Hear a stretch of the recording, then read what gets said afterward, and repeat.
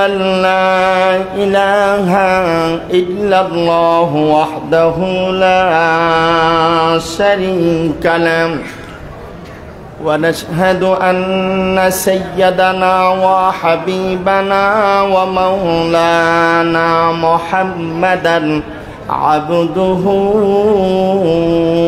ورسوله الذي أرسله بالحق بشيرا ونذيرا وداعيا إلى الله بإذنه وسراجا منيرا فقد قال الله تعالى في كلامه المجيد وفي فرقانه الحميد أعوذ بالله من الشيطان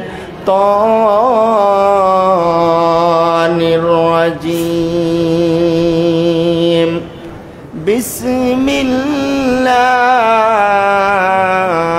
الله الرحمن الرحيم قل لا أسألكم عليه أجرا إلا المودة في القربى صدق الله المولانا العظيم وصدق رسوله النبي الكريم ونحن على ذلك من الشاهدين والشاكرين والحمد لله رب العالمين إن الله وملائكته يصلون على النبي يا أيها الذين آمنوا صلوا عليه وسلموا تسليما اللهم صل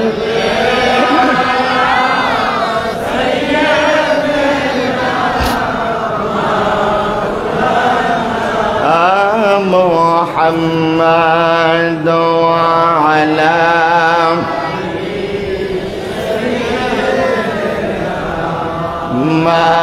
مولانا মানব দানব পশু পাখি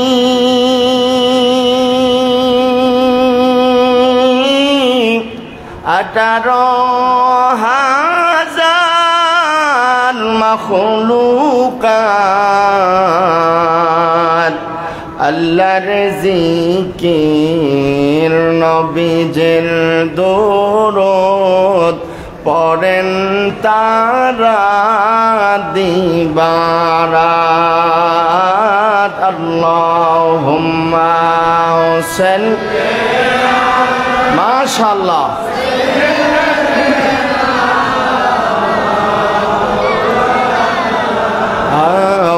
محمد وعلى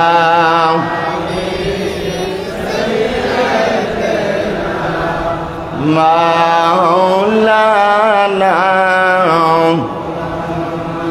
لا إله إلا الله لا إله إلا الله لا إله إلا الله لا إله إلا الله এই দুনিয়া ছাড়িয়া আমরা যাব একদিন চলিয়া বলেন এই দুনিয়া ছাড়িয়া আমরা যাব একদিন চলিয়া বড়ই পাতার গরম জলে বড়ই পাতার গরম জলে দিব করায়া লা ইলাহা ইল্লাল্লাহ ও লা ইলাহা ইল্লাল্লাহ ও লা ইলাহা ইল্লাল্লাহ লা ইলাহা সম্পদ সম্পদ করিয়া হায়রে পরকাল গেলা ভুলিয়া বলেন সম্পদ সম্পদ করিয়া হায়রে পরকাল গেলা ভুলিয়া সেদিন ঈমান আমল নবী ছাড়া ঈমান আমল নবী ছাড়া বাঁচার উপায় থাকবে না লা ইলাহা ইল্লাল্লাহ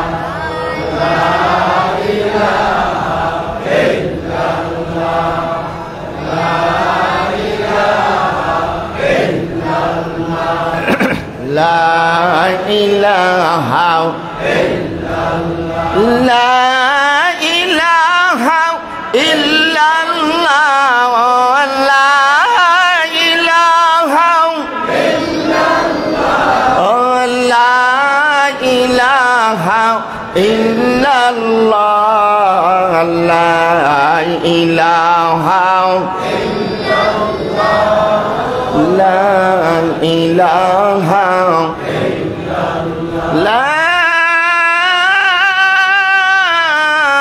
ইলাহা ইল্লাল্লাহ মুহাম্মাদুর রাসূলুল্লাহ সাল্লাল্লাহু আলাইহি ওয়াসাল্লাম আল্লাহ আল্লাহ আল্লাহ আল্লাহ আল্লাহ আল্লাহ আল্লাহ আল্লাহ আল্লাহ আল্লাহ আল্লাহ ও মাবুদ মাওলা রে কোন নাম নিয়া ডাকব তোমারে আল্লাহ আল্লাহ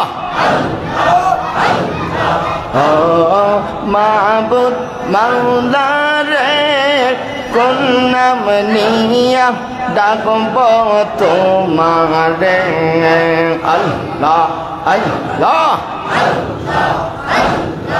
গুনার ফৌজা মাথায় নিয়া আসছি আমরা মাহফিলে গুনার ফৌজা মাথায় নিয়া আসছি আমরা মাহফিলে তুমি যদি মাফ না করবা তুমি যদি মাফ না করবা যাইব আমরা কারদারে আল্লাহ আল্লাহ আল্লাহ আল্লাহ আল্লাহ ও মাহবুব মাওলা জি গুনা নিয়া হাজির হইয়াছি আল্লাহ আল্লাহ আল্লাহ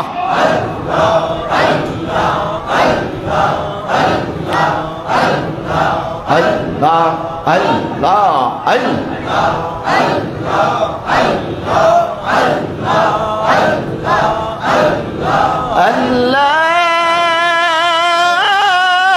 আল্লাহুম্মা صل وسلم وبارك على سيدنا محمد وبارك وسلم معزز محترم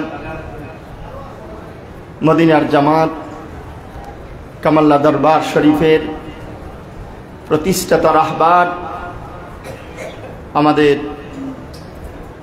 হযরত পীর সাহেব কেবলা রহমতুল্লাহ আলাইহির প্রতিষ্ঠিত পবিত্র আশুরা উপলক্ষে শুহাদায়ে কারবালার স্মরণে দুই দিন ব্যাপী খাসুল খাস মাহফিলের আজ সমাপনী রজনীতে আজকের এই মাহফিলের সম্মানিত সভাপতি, অত্র দরবারের বর্তমান রাহবার, বিশিষ্ট আলেমে দ্বীন মুফাসসিরে কোরআন শাইখুল হাদিস আলহাজ হযরতুল আল্লাম মাওলানা পীরজাদা শাহ আবু নসর মোহাম্মদ সাইফুর রহমান খন্দকার পীর সাহেব দামাত বরকাতুহুমুল আলিয়া, এবং মাহফিল পরিচালনা আছেন আমার হুজুর কেবলা রহমতুল্লাহ আলাইহির অত্যন্ত স্নেহভাজন ছোট সাহেবজাদা, বিশিষ্ট আলেমে দ্বীন মুফাসসিরে কোরআন আলহাজ হযরত মাওলানা শাহ আবু বকর মোহাম্মদ হেদায়েতুল্লাহ খন্দকার সাহেব। উপস্থিত আজকের মাহফিলে আমন্ত্রিত বহু উলামায়ে কেরাম, সময়ের স্বল্পতার কারণে সকলের নাম নিতে পারছি না, তবে হৃদয়ের গভীর থেকে সকলের প্রতি শ্রদ্ধা জ্ঞাপন করছি। উপস্থিত মুরুব্বানে আজাম, মুসল্লিয়ানে কেরাম, যুবক ভাইয়েরা, পর্দার অন্তরালে অবলা সরলা পর্দা নেশি সম্মানিতা শ্রদ্ধেয়া শরীফ মা ও বোনেরা, সকলের খেদমতে অন্তরের অন্তঃস্থল থেকে সালাম, আসসালামু আলাইকুম ওয়া রাহমাতুল্লাহি ওয়া বারাকাতুহু। প্রথমেই মহান আল্লাহ সুবহান, মহিয়ান গরিয়ান সর্বশক্তিমান আল্লাহ পাকের দরবারে অসংখ্য গণিত শুকরিয়া আদায় করছি যে আল্লাহ রব্বুল ইজ্জা ওয়াল জালাল আমাদেরকে দুনিয়ার সকল ব্যতিব্যস্ততা থেকে ফারেক করে আহলে বায়াতের মহাব্বত অন্তরে লালন করে ধারণ করে আল্লাহর ওলির সহবতে আসার এবং বসার তৌফিক দিয়েছেন।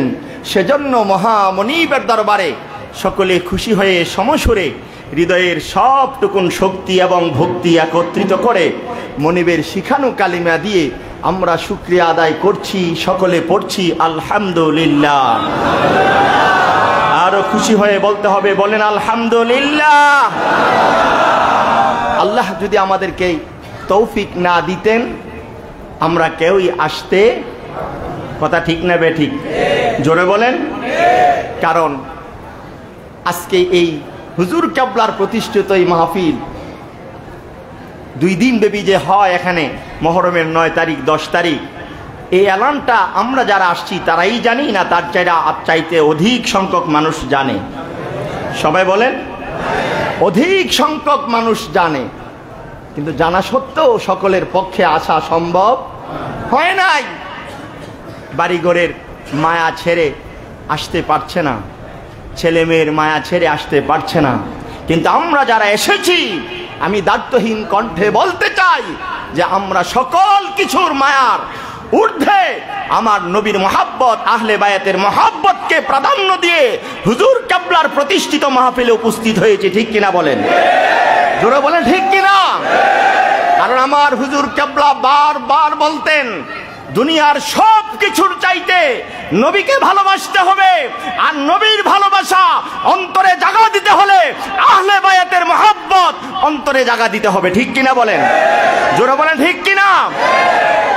আর সে আহলে বায়াতের ভালোবাসা মহাব্বত না থাকলে পরে আশুরার মাহফিল করাও যায় না, শোনার জন্য আসাও কথা কয় না।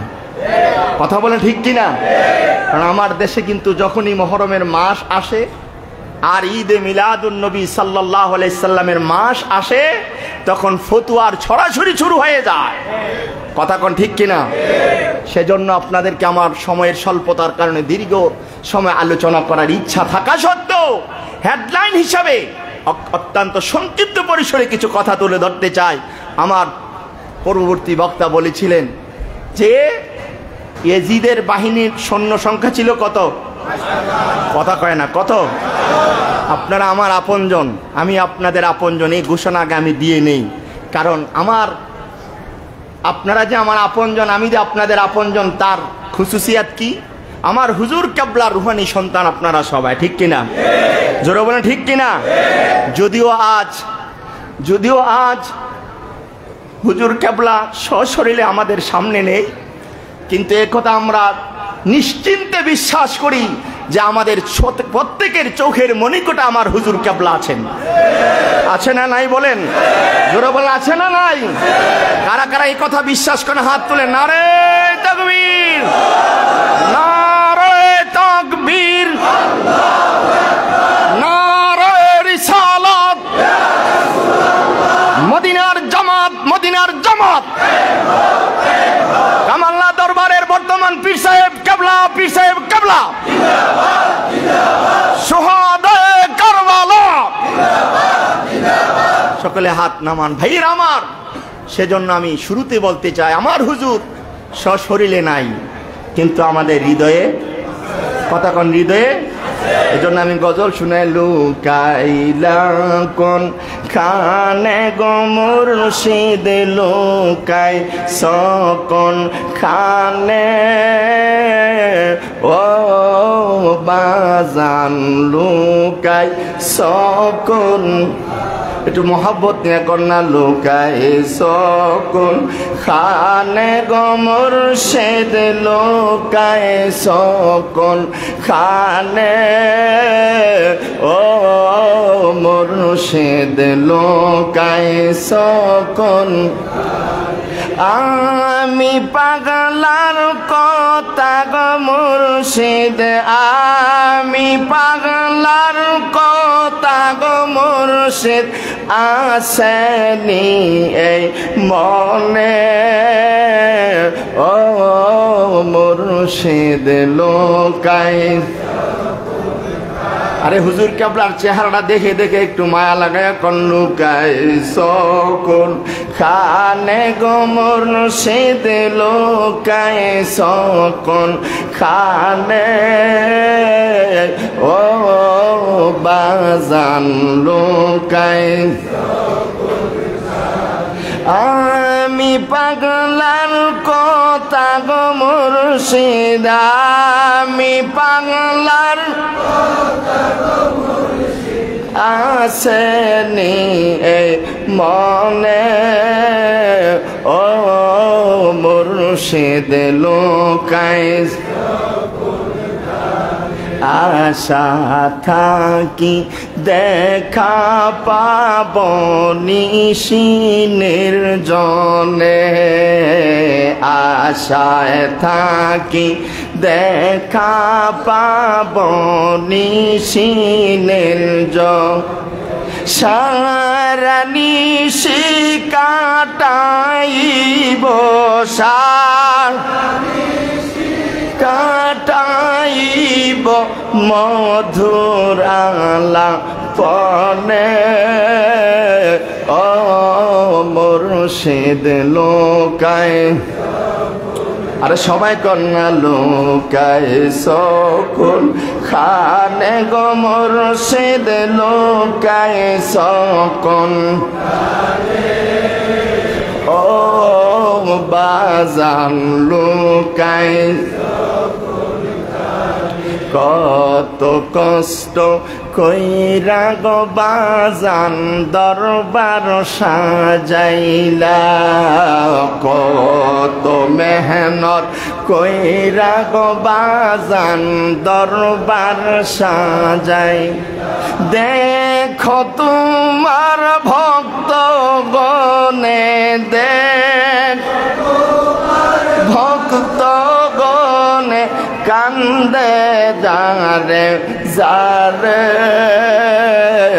ও বাজান লুকাই খানে লুকাই সকন খানে গো মুর্শিদ লুকাই সকন খানে, ও মুর্শিদ লুকাই। আমার ভাইয়ের আমার বাবা নাম পর্দার অন্তরালের মা ভনে নাম, আমার হুজুর কেবলা বলতেন দুনিয়ার সব কিছুর চাইতে নবীর মোহাব্বত নবীর ভালোবাসা সবচাইতে বেশি অন্তরে ধারণ করা লাগবে, কথা কোন ঠিক কিনা? আর আমার নবী বলে উম্মত আমি নবীর মহাব্বত, আমি নবীর ভালোবাসা যদি অন্তরে ধারণ করতে চাও, তাহলে আমার আহলে বায়াতের মহাব্বত অন্তরে ধারণ করা লাগবে। ঠিক কিনা বলেন? কার মহাব্বত? আহলে বায়াতের মহাব্বত। এই জন্য আল্লাহ পাক আহলে বায়াতের মহাব্বত যে অন্তরে ধারণ করা লাগবে, অন্তরে লালন করা লাগবে, সেটা শুধু আমার নবীর কথা এমনটা নয়। কোরআনুল কারীমের মধ্যে আল্লাহ পাক সূরাতুশ শুরার মধ্যে 23 নম্বর আয়াত আল্লাহ বলেছেন, কুল লা আসআলুকুম আলাইহি আজরান। সুবহানাল্লাহ বলবেন না? আর একটু জোরে বলেন। কুল, আল্লাহ বলছেন নবীকে, কুল আপনি বলুন। কে বলছেন? হাত তুলে বলেন, কে বলছেন? আরো জোরে বলেন, কে বলছেন? কাকে বলছেন? আমার নবীকে। আল্লাহ বলছেন, হাবিব আপনি বলুন, লা আসআলুকুম আলাইহি আজরান ইল্লাল মাওয়াদ্দাতা। সুবহানাল্লাহ বলবেন না? হাবিব আপনি জগতের মানুষের কাছে আমি আল্লাহর পক্ষ থেকে এই মেসেজটা তাদের কাছে দিয়ে দেন। আপনি তাদেরকে বলে দেন, আমি নবী তোমাদের কাছে কোনো কিছুর বিনিময় চাই না। কি চায় না? আরে কথা বলে না, কি চায় না? নবী কয়, আমি তোমাদের কাছে কোনো কিছুর বিনিময় চাই না। কিসের বিনিময়? আমি বলি গো বাবা, 63 বছর জিন্দেগি আমার নবীজি যা কিছু করেছেন, যা কিছু চেয়েছেন, একমাত্র নবী উম্মতের জন্য আর দ্বীনের জন্য চাইছে। ঠিক কিনা? আরো জোরে বলেন না, ঠিক কিনা? নবী নিজের জন্য কোনো কিছু চায় নাই। শুধু তাই নয়, আমার নবী যদি নিজের জন্য কিছু চাইতেন, হাদিস শরীফ প্রমাণ করে, উহুদ পাহাড়টাকে আল্লাহ পাক স্বর্ণ দিয়ে বাঁধাইয়া নবীর পিছনে লাগাই দিত। সুবহানাল্লাহ বলেন না? অর্থাৎ নবী যেখানে যাইতো স্বর্ণের পাহাড় সেখানেই যাইতো। কিন্তু নবীকে আমি কিসের, এই দুনিয়ার জন্য আসি নাই, আমি নবী এসেছি দ্বীনের জন্য। সুবহানাল্লাহ বলবেন না? আরো জোরে বলেন। এই জন্য এই দিন প্রতিষ্ঠা করার জন্য, এই দিনকে পরিপূর্ণ রূপ দেওয়ার জন্য আমার নবী বুকের তাজা রক্ত খরচ করেছেন। উহুদের ময়দানে দান দান শহীদ করেছেন। তায়েফের ময়দানে পাথরের আঘাতে বেহুশ বেকারার হয়েছেন। ঠিক কিনা? এটা কি আজকে নতুন শুনতেছেন না পুরান কথা? কিন্তু এই কথাগুলো কেন বলছি, যে কথাগুলো থেকে আমার নবী কেন বলতে চাচ্ছেন যে তোমাদের কাছে আমি কোনো বিনিময় চাই না? তাহলে কিসের বিনিময়? আমি উহুদের ময়দানে দান দান শহীদ করেছি, তায়েফের ময়দানে রক্ত ঝরিয়েছি। শুধু রক্ত ঝরিয়েছি এমন নয়, পাথরের আঘাতে আঘাতে আঘাতে কিতাব প্রমাণ করে আমার নবীজি একবার নয়, দুইবার নয়, 3 বার বেহুশ হয়েছে। কয়বার? কথা বলেন না, কয়বার? পিছনে কারণ কি? কারণ একটাই, দ্বীনের দাওয়াত দেন। ঠিক কিনা বলেন? এই দ্বীনের দাওয়াত দেওয়ার অপরাধে তায়েফের যুবকেরা, কাফের মুশরিকরা নবীর প্রতি লেলিয়ে দিলে তায়েফের যুবকেরা নবীকে পাথর মারতে শুরু করে। কিতাবের মধ্যে লেখে গো বাবা, পাথরের আঘাতে আঘাতে আমার নবী একবার নয়, দুইবার নয়, 3 বার বেহুশ হয়ে যাওয়ার পরে আল্লাহ ডাক দিয়া বলে, জিবরাইল আমার আর সহ্য হয় না, তায়েফের ময়দানে আমার হাবিবের কাছে যাও আর আমার হাবিবকে জানা পাথর মেরে আঘাত করেছে, বেহুশ বেকারান করেছে, তাদের ব্যাপারে আমি তোমার সিদ্ধান্ত নিয়ে পাঠাইলাম।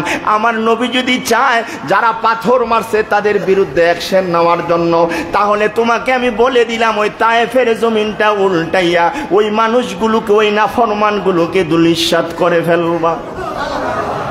কে বলছেন? কারে পাঠাইছেন? আরে কথা বলেন না বাবা, কারে পাঠাইছেন? আমি তো শুরুতে বলছি আমি আপনাদের আপনজন, আপনারা আমার আপনজন, আর আপনারা আমাকে জানেন, চিনেন। আমি বক্তা হিসাবে শ্রোতা মণ্ডলীর সাথে আমার হুজুর কেবলার যত জায়গায় পদচারণা হয়েছে, হুজুর কেবলার যত জায়গায় আমাকে সহবত দেওয়ার খেয়াল করছেন, আপনাদের অনেকের সাথে আমার এরকম আলোচনা হয়। আমি বলি, শ্রোতা মণ্ডলীর সাথে আলাপচারিতা করা ছাড়া ওয়াজ করতে আমি পারি না। আর আলাপচারিতা করে ওয়াজ করলে আমি ফিডব্যাক হিসাবে যেটা পাই, যে আলোচনা বুঝে আসে বেশি, আর আলোচনা বুঝে আসলে ইমান সোরেরা চুরি করার সুবিধা করতে। ইমান সোর আছে না নাই? আরো জোরে বলতে হবে, আছে না নাই? সেই জন্য এই মহরম মাস আসলে ইমান চোরদের পরিষ্কার পরিচয় পাওয়া যায়। কথা কোন ঠিক কিনা? তারা বিভিন্ন ভাবে বিভিন্ন যুক্তি তর্কের মাধ্যমে ইয়াজিদকে তারা নির্দোষ প্রমাণ করতে চায়, ঠিক কিনা বলেন? আমি দায়িত্বহীন কণ্ঠে কামাল্লা দরবার শরীফ থেকে কামাল্লার হুজুর কেবলা রুহানি সন্তানদের কাছে বলে দিতে চাই, যারা ইয়াজিদকে সাফাই করতে চায় তাদের সাথে আমাদের ন্যূনতম কোনো সম্পর্ক থাকতে পারে না, পারে না, পারে না। কথা বলেন ঠিক কিনা? জোরে বলেন ঠিক কিনা? আমার ভাইরা কবির মনোযোগ। আল্লাহ পাক জিব্রাইলকে পাঠাইলেন, মনে আসেনি ওয়াজ? তায়েফের ময়দানে আমার নবীর কাছে যাও, আমার হাবিব যদি অনুমতি দেয়, যারা হাবিবের উপরে পাথর মেরে বেহুশ করেছে তাদেরকে জমিনটা উল্টাইয়া দুলিশাত করে ফেলবা। এমন সময় জিবরাইল আমার নবীর সামনে আইসা সালাম দিয়া বলতেছে, ইয়া রাসূলুল্লাহ, ইয়া হাবিবাল্লাহ, নবী গো, ও নবী, আল্লাহ আমাকে আরশ আজিম থেকে পাঠাইছে। আপনাকে যারা বেহুশ বেকরার করেছে আপনার নুরানি বদন মুবারকের মধ্যে, যারা তায়েফের পাথর মেরেছে, ওই মানুষগুলোর ব্যাপারে অ্যাকশন নেওয়ার জন্য আমি জিবরাইলকে পাঠাইছে। তার মধ্য থেকে আপনার অনুমতি প্রার্থনা করতে বলেছে। আপনি নবী যদি অনুমতি দিবেন, এই মুহূর্তে তায়েফের জমিনটারে কি ঘুমাই গেছেন গা? জমিনটারে কাদের জন্য? যারা আপনারে পাথর মাইরা বেহুশ বেকার করেছে। আপনি আমি এরকম সুযোগ পেলে সুযোগ নিতাম কি নিতাম না? কথা কয় না, নিতাম কি নিতাম না? বরং আমরা বলতাম সময় মতে তোমারে পাইছি। কথা কয় না, কথা কোন ঠিক কিনা? কিন্তু আমার নবী, আপনার নবী, নবীদের নবী, উম্মত দরুদি, উম্মত কান্নারি নবী, কেমন দরুদি নবী, কেমন মায়ার আর কেমন দয়ার পরিচয় দিলেন। আল্লাহর নবী বললেন, জিব্রাইল, না না না না, জমিনটা উল্টায়া প্রতিশোধ নেওয়ার অনুমতি আমি দিতে পারি না। সুবহানাল্লাহ বলতে ইচ্ছা করে না? যারা আমারে পাথর মারছে তাদের বিরুদ্ধে তো অ্যাকশন নেওয়ার জন্য তোমারে পাঠাইছে নাকি? এখন আমার অনুমতি চাও, তাহলে আমি অনুমতি দিতে, কথা কেন অনুমতি দিতে? জিব্রাইল মনে মনে ভাবে যে না জানি আরো কত রকমের অ্যাকশন রিঅ্যাকশন নেওয়ার কথা মনে বলবে, কিন্তু নবীজি কি বলছে? অনুমতি নাই, অ্যাকশন রিঅ্যাকশন নেওয়ার কোনো প্রয়োজন নাই। সুবহানাল্লাহ। জিব্রাইল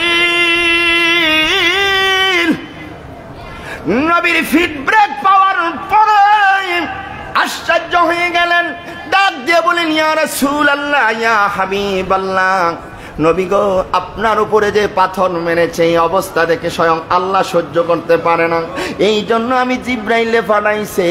কিন্তু আপনি নবী জিব্রাইল, আমি জিব্রাইলের কাছে কি বলেন যে কোনো অ্যাকশন রিঅ্যাকশনের দরকার নাই। এটা কিভাবে সম্ভব? এটা কিভাবে সম্ভব বুঝে আসে না, বলেন না সুবহানাল্লাহ। আমার নবী ডাক দেয়, জিব্রাইল, আল্লাহ রিঅ্যাকশন নেওয়ার জন্য, আল্লাহ গোসা করার জন্য, আল্লাহ পাক মানুষের অ্যাকশন নেওয়ার জন্য কঠিন থেকে কঠিন হতে পারেন, হবেন। এই জন্য আমার আল্লাহ তাআলার সিফাতি নামের মধ্যে একটা নাম রেখেছেন কাহার। তিনি কঠিন থেকে কঠিনতর হবেন, কিন্তু আমি নবী তো কাহার নয়, আমি নবী হইলাম রহমাতুল লিল আলামিন। জোরে বলেন না সুবহানাল্লাহ। আমার পাগল মন সারাক্ষণ নবী নবী বলে, আমার পাগল মন। আমি আশায় তাকি দিবানিশি, আশায় তাকি দিবানিশি, দিদার যদি মিলে আমার পাগল মন। আরে নবী নবী মনে কয়নি? আরে নবী নবী মনে কয়নি? নবীর প্রেম শিক্ষা দিয়ে গেছেন আমার হুজুর কেবলা, ঠিক কিনা বলেন? সেই প্রেমের দৃষ্টান্ত স্থাপন করে সকলে সুরে সুর মিলে আমার সাথে বলেন, আমার পাগল মন সারাক্ষণ। আমার পাগল মন সারাক্ষণ নবী নবী, আমি আশায় তাকি দিবানিশি, আশায় তাকি দিবানিশি, দিদার যদি মিলে আমার পাগল মন বলে, আমার পাগল মন সারাক্ষণ নবী। পাইতাম যদি একটুখানি ফুরাই যাইতো পেরেশানি, ঠিক কিনা বলেন? পাইতাম যদি একটুখানি ফুরাই যাইতো পেরেশানি, ধুয়ে দিতাম পা দুখানি, ধুয়ে দিতাম পা দুখানি, নয়নেরই জলে আমার পাগল মন সারাক্ষণ নবী, আমার পাগল মন। অসুবিধা হয় না তো? আমার ভাইয়েরা সময় স্বল্পতা, তাহলে বলতেছিলাম ওই তায়েফের ময়দানে পাথরের আঘাতে নবীজি বেহুশ বেকার হয়ে গেলেন। তার বিনিময়ও চান নাই, তার অ্যাকশন রিঅ্যাকশনও চায় নাই। কথা কোন ঠিক কিনা? উহুদের ময়দানে দান দান শহীদ করেছেন, তার কোনো রিঅ্যাকশন, তার অ্যাকশন চায় না, প্রতিদান চায় না, বদলা চায় না। এই জন্য আল্লাহ বলছেন, হাবিব এই উম্মতের জন্য, এই দ্বীনের জন্য যতটা স্যাক্রিফাইস আপনি করেছেন, যতটা ত্যাগ স্বীকার করেছেন, এই বিনিময় আপনি শুধু একটু উম্মতের কাছে একটা মেসেজ দিয়া দেন, আমি তোমাদের কাছে কোনো কিছুর বিনিময় চাই না, একমাত্র একটা জিনিস তোমাদের কাছে চাই, সেটা হলো তোমরা আমার আহলে বায়াতকেই ভালোবাসবা। আর জোরে বলেন কার কথা? আর জোরে বলেন না কার কথা? তাহলে আমি যে বলছি যে আহলে বায়াতকে ভালোবাসার কথা শুধু নবী বলছে এমনটা নয়, স্বয়ং আল্লাহ। আরে কথা বলেন না, স্বয়ং আল্লাহ। এখন প্রশ্ন হতে পারে, হুজুর আহলে বায়াতকে ভালোবাসলে কি লাভ হবে, কি ফায়দা হবে, কি সওয়াব হবে? আমার নবী হাদিস শরীফের মধ্যে ঘোষণা করেছেন, মান আহাব্বা আহলে বাইতি ওয়া মান আহাব্বানি, বলেন সুবহানাল্লাহ। আমার নবী ডাকদা বলেন, মা শুনে নাও, শুনে নাও, তোমরা যারা আমার আহলে বায়াতকে ভালোবাসবা, তোমাদের ব্যাপারে আমি নবী সিদ্ধান্ত দিলাম, আমি নবী আমার কথাটা জানিয়ে দিলাম, ওয়ামান আহাব্বানি, যারা আহলে বায়াতকে ভালোবাসবা তারা যেন আমি নবীরেই ভালোবাসলাম। আরো জোরে বলেন না সুবহানাল্লাহ। তাইলে বোঝা গেল আহলে বায়াতকে ভালোবাসলে কারে ভালোবাসা হয়? আরে কথা বলে না, কারে ভালোবাসা হয়? শুধু তাই নয় আমার ভাইয়েরা, আমার বাবারা, আহলে বায়াতের ভালোবাসা কথা নবীজি কেন বললেন, কারণটা কি? তার পিছে একটাই কারণ। আমি বলি যে এই যে মুহররমের 10 তারিখের আশুরা, সকল আলেম ওলামা এই কথা বলে বেড়ায়, নির্ভরযোগ্য সূত্রেই বলে যে শুধু এই মুহররমের 10 তারিখের কারবালার ঘটনাকে কেন্দ্র করেই আশুরার ফজিলত গুরুত্ব বেশি, এমনটা নয়। কারণ সৃষ্টির সূচনা থেকেই আশুরার গুরুত্ব এবং ফজিলত রয়েছে, এটা আমরাও স্বীকার করি। কিন্তু আমি বলি যে সৃষ্টির সূচনা থেকে যদিও আশুরার গুরুত্ব ফজিলত রয়েছে, কিন্তু সব দিক থেকে বিবেচনা করে দেখা যায় মুহররমের আশুরায়ে কারবালার হৃদয় বিদারক ঘটনাকে কেন্দ্র করে তাম বিশ্ব মুসলিম উম্মার মধ্যে যে হৃদয়ে রক্তক্ষরণ হয়েছে, সেটা কিয়ামত তক মুসলমানেরাই আশুরাকে পালন করবে, ঠিক কিনা? জোরে বলেন ঠিক কিনা? যতদিন এই দেহে প্রাণ আছে ততদিন পর্যন্ত মুসলমান ইমাম হুসাইনের অবদানকে অস্বীকার করতে, কথা কন, করতে। কিন্তু যখনই আমার দেশে এই ইমাম হুসাইনের কারবালার ঘটনাকে কেন্দ্র করে কিছু বলতে চেষ্টা করে, তখনই আমার দেশে কিছু ফতুয়া, যে কথা শুরু করছিলাম, ফতুয়া শুরু হয়। এজন্য আমি বলছি, কে ইমানদার, কে মুনাফিক? কারণ আমার পূর্ববর্তী বক্তা কিন্তু বলে গেছেন 22,000 সৈন্য সামন্ত ইয়াজিদের ছিল। কোন কোন কিতাবে লেখে 22,000 সৈন্যের মধ্যে 3,000 হাফেজে কোরআন ছিল, 7,000 মুফতি ছিল। এত হাফেজে কোরআন, এত মুফতি থাকার পরেও সেদিন ইমাম হুসেন অত্যন্ত হৃদয় বিদারক কণ্ঠে বলেছিলেন, এত আলেম, এত মুফতি, এত হাফেজে কোরআন আছে, এখানে কি একজন ইমানদার?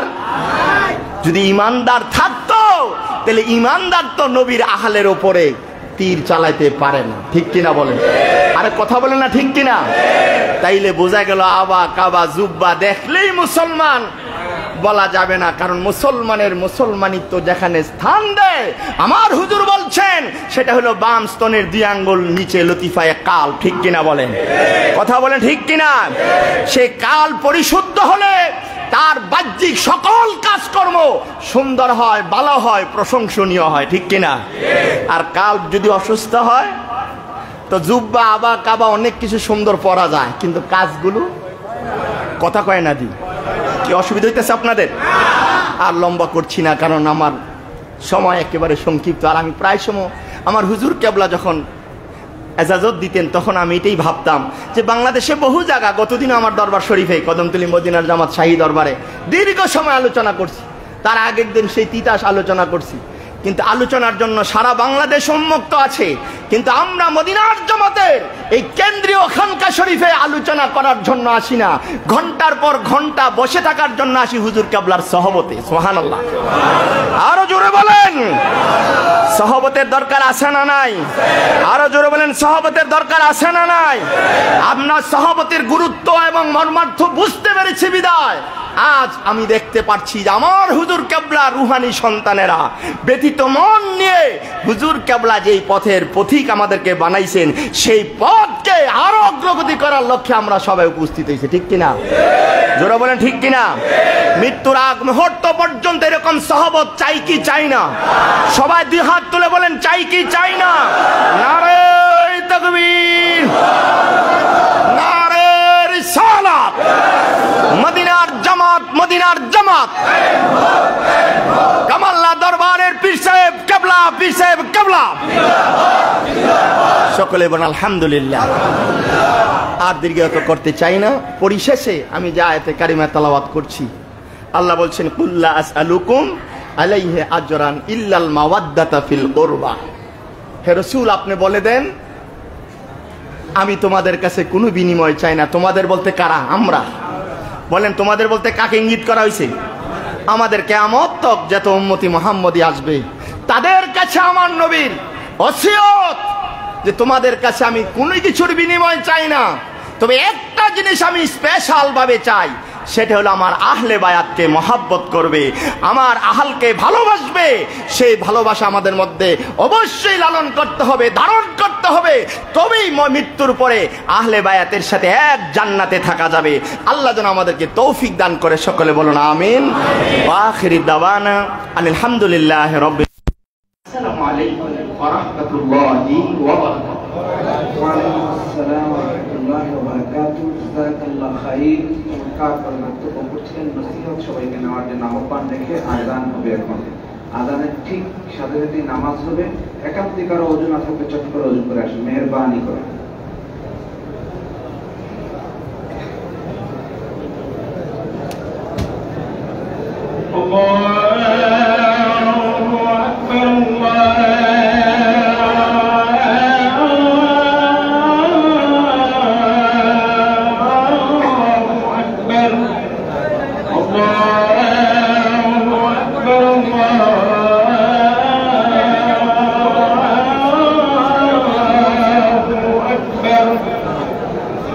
أشهد